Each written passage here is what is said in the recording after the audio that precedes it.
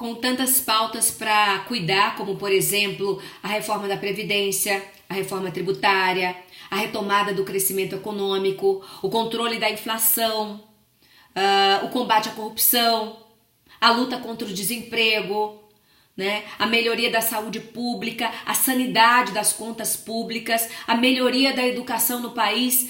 Pois bem, com tantas prioridades para se preocupar, o presidente Jair Bolsonaro preferiu fechar os olhos para os problemas reais e urgentes do país para brincar de seu rei mandou fazer.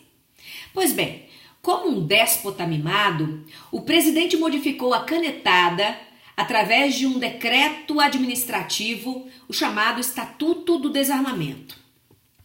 Primeiro é preciso lembrar que para entrar em vigor, esse conjunto de leis que regulamenta a posse, o porte, a comercialização de armas de fogo e também de munição, o Estatuto não nasceu da noite para o dia.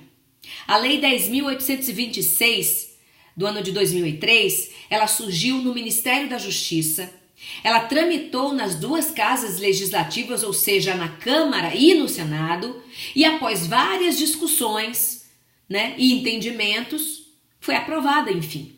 Ou seja, para vigorar, o Estatuto do Desarmamento teve que seguir e seguiu o seu curso legal. Mas o atual governo resolveu pegar o atalho da inconstitucionalidade. Para agradar a bancada da bala e para alegria geral e satisfação de milicianos, e traficantes e criminosos de toda sorte, o presidente resolveu facilitar o acesso a armas de fogo, a importação de armamento pesado, a compra, o limite de compra de munição por pessoa e, pasmem, o presidente resolveu autorizar até mesmo crianças a praticarem tiro ao alvo, desde que consentido por um dos pais. São a irresponsabilidade e a insanidade levadas ao patamar extremo. E apesar do silêncio sepulcral do ex-juiz e atual ministro da Justiça, Sérgio Moro, o decreto popularesco e ilegal do patrão dele, o senhor Jair Bolsonaro, já está sim sendo contestado por parlamentares, por juristas, por jornalistas, por entidades, organizações de defesa dos direitos dos cidadãos.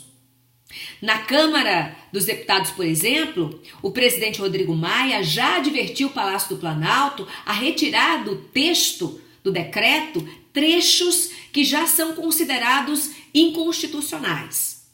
Partidos políticos, políticos também da bancada evangélica, que é uma bancada importante de apoio a Jair Bolsonaro, esses políticos se dizem já preocupados com as mudanças propostas, aliás, com as mudanças impostas por Jair Bolsonaro ao Estatuto do Desarmamento. Esses políticos da bancada evangélica, eles se recusam a chancelar o armamento da população.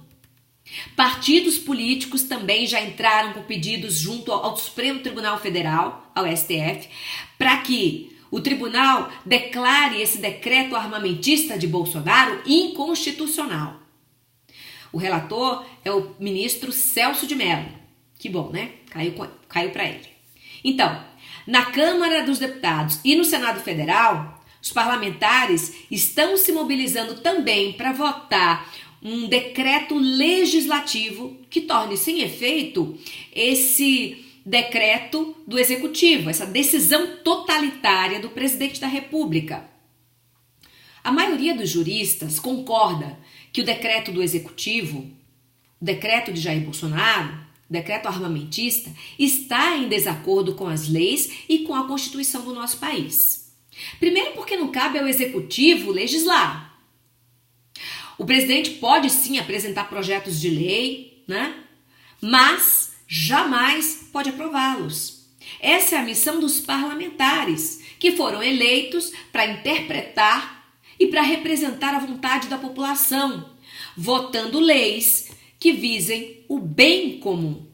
Sim, o Executivo pode baixar decretos, mas desde que seja para regulamentar leis já aprovadas pelo Congresso.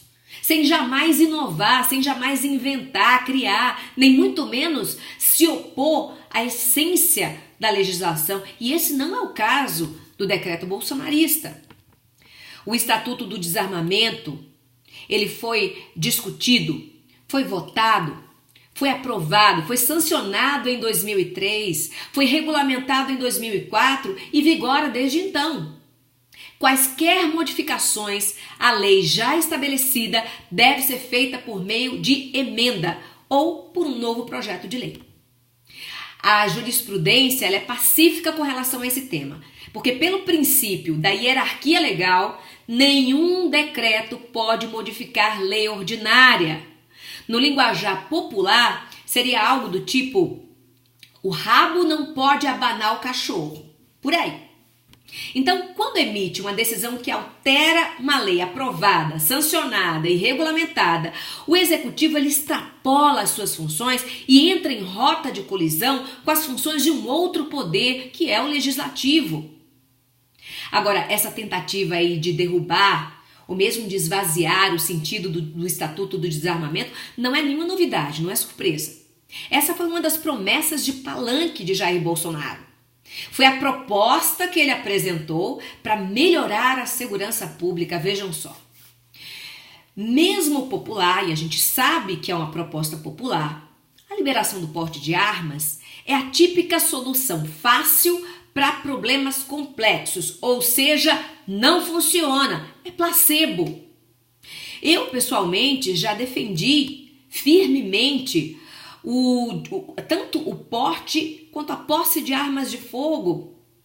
Eu fui até pouco tempo atrás uma crítica ferrenha do Estatuto do Desarmamento. Confesso, estava errada e não me envergonho de reconhecer isso.